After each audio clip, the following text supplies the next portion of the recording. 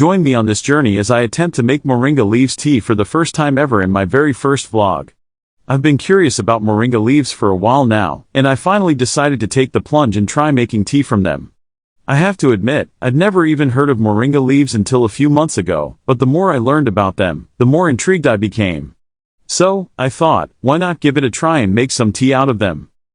The biggest challenge I faced was finding a good recipe or method to make the tea. There are so many different ways to do it, and I wasn't sure which one to follow. Some people said to use hot water, others said cold, and then there were those who swore by adding all sorts of spices and herbs.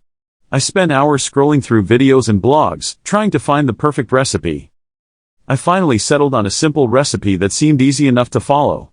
But, I have to say, I was a bit nervous about the whole thing. What if the tea tasted awful?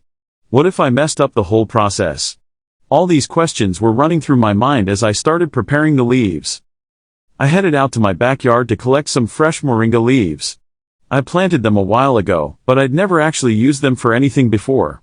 As I was picking the leaves, I noticed how delicate they were, and how easily they could be damaged.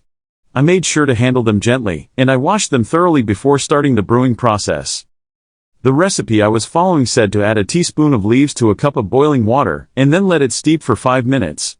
I did exactly that, and as I waited for the tea to steep, I couldn't help but feel a sense of excitement and anticipation. Finally, the moment of truth arrived. I poured the tea into a cup, and I took a tentative sip. The first thing I noticed was the color. It was a beautiful light green. The aroma was subtle, but pleasant, and the taste. Well, the taste was definitely unique. At first, I wasn't sure what to make of it. It was earthy, and slightly bitter, but at the same time, it was also kind of refreshing. As I took another sip, I started to appreciate the complexity of the flavor. It was definitely an acquired taste, but I have to say, I was surprised by how much I enjoyed it. In the end, I'm really glad I decided to take the plunge and make moringa leaves tea for the first time. It was a fun experience, and I learned a lot about the process.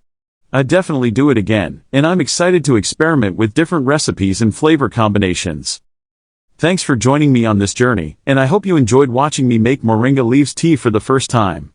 If you'd like to see more vlogs like this, be sure to like and subscribe to my channel, and don't forget to share your own experiences with moringa leaves tea in the comments below.